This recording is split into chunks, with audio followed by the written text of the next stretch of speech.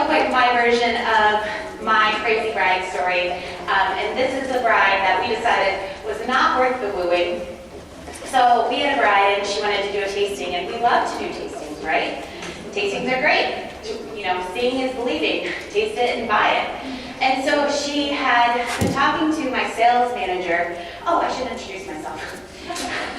I'm Quickert. I am the director of Lancer Hospitality. I oversee all the catering in the company. We're actually a national company. We are in 9 states. We have 17 exclusive venues. That includes 4 golf courses, 5 museums, 8 zoos, so mostly cultural attractions.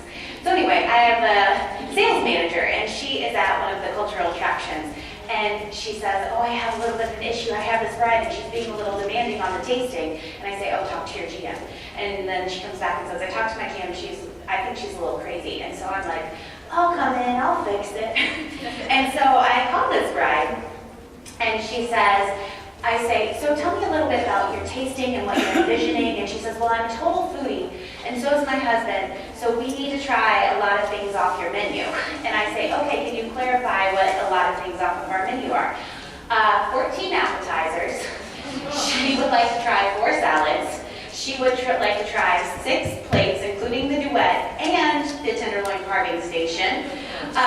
It was so much food.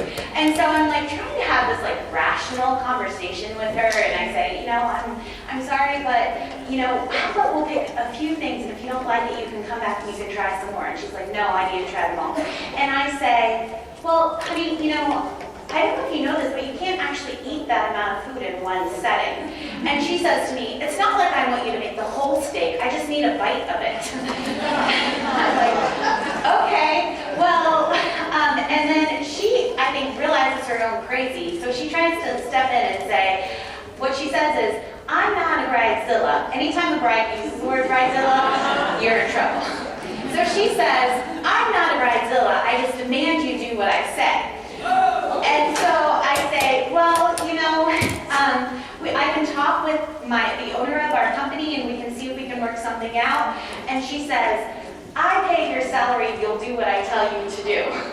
And I'm like, first of all, you can't afford me. Second of all, I'll talk to the owner. So I hang up with her. I call the owner of our company and I say, we are not doing this girl's wedding. Like, there is no way we possibly can make this woman happy. I'm telling you right now, we're walking into a bad experience. And he says, okay, I need you to get on the phone and call the president of this cultural institution and tell her that we want to back out of our exclusive contract and that you're willing to let someone else come in. And so I say, okay, and I call and I say, hey, this is Jamie. I have a little bit of concern about a client. I just want to talk to you about it. And so the next day, this is where the story gets good. The next day I get into the office, and there's a letter from the president of this cultural institution. It's a forward, it's an email forward, from the mayor's office and all of city council. This bride emailed the mayor and city council to tell them that I personally would not let her taste food for her wedding reception, and that she was concerned about our contract.